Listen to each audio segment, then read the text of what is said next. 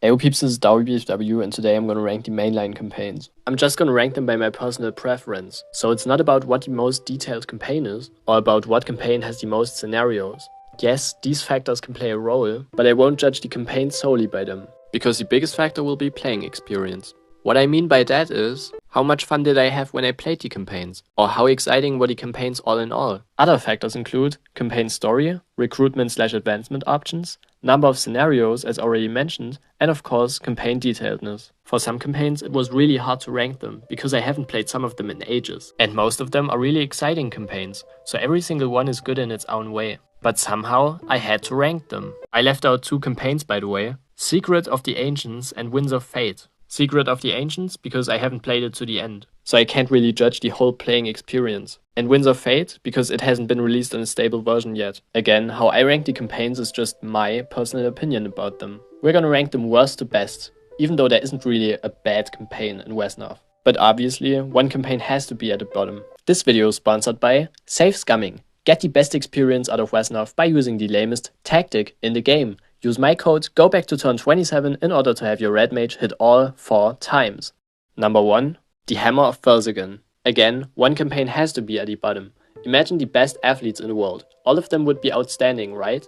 But somehow one of them had to be the worst out of this group. I don't really like playing this campaign because it's a bit boring to me. And it's also pretty hard at the end from my memory. Maybe you find the story extraordinarily interesting or whatever, but I simply don't. Number 2. An Orcish Incursion. This is the definition of okay in my opinion. This campaign is neither good nor bad. By the way, did they really remove this campaign? I mean, yeah, it's not the best campaign compared to the others, but hey, it's an okay beginner campaign. Yeah, fair enough, there was no real challenge, no great special abilities, the story could have been more exciting, and all in all, it was just too easy. But that's just how the first Orcish attacks were, I guess, so why did they have to remove it? Killing orcs with your elvish archers feels so great after all, and for a beginner campaign, they could have done a worse job. Number 3.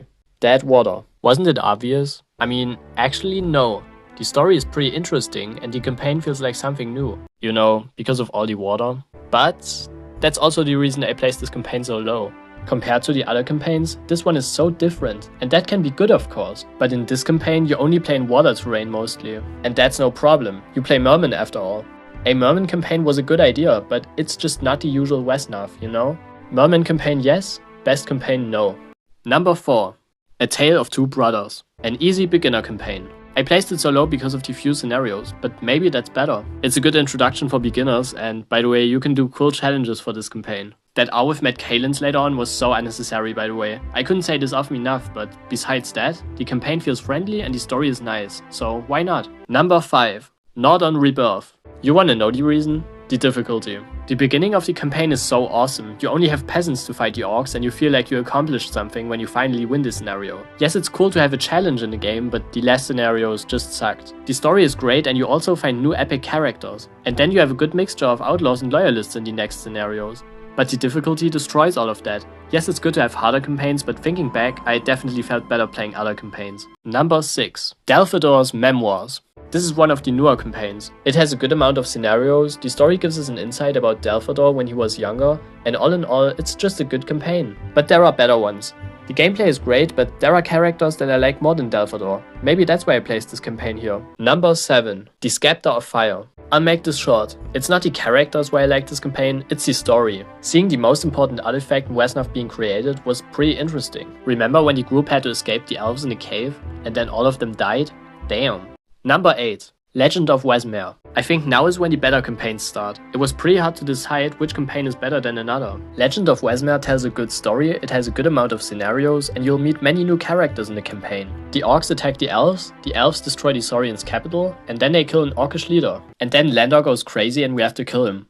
It has an interesting story and good gameplay. Number 9. The Southguard. Is that surprising to you? In my eyes, it's the best beginner campaign. Maybe you're asking why I placed it higher than some other campaigns, but I just think that the authors put some real effort in it. You get so many things explained, the scenarios aren't really hard, and the story is quite good. Not as good as Legend of Wesmere or the Scepter of Fire, but I place it higher because of the author's decision to create a good beginner campaign. Number 10. Descent into Darkness. I think by now most of us can totally understand Malin. He just wanted to take revenge on the orcs and protect his village, and then he gets betrayed and has to stand alone against his enemies. Malin's character is understandable and he just wanted to help. The campaign shows us how unfair life can be. Maybe that's why it is so relatable to a lot of us. Number 11. Son of Black Eye. This is the only Orc mainline campaign. At first I didn't want to place it that high because the Orcs are usually the bad guys and playing them doesn't feel as good as playing the good guys in campaigns. But this campaign showed us that Orcs aren't always the bad guys, and besides that the campaign has an awesome story. Number 12. Eastern Invasion. This campaign used to be my favorite one when I was a kid, if I'm right. Now I think it's still a great campaign. You protect Wesnoth from being destroyed by an evil lich, and it has really good scenarios in it. Nothing more to say. Number 13. Heir to the Throne.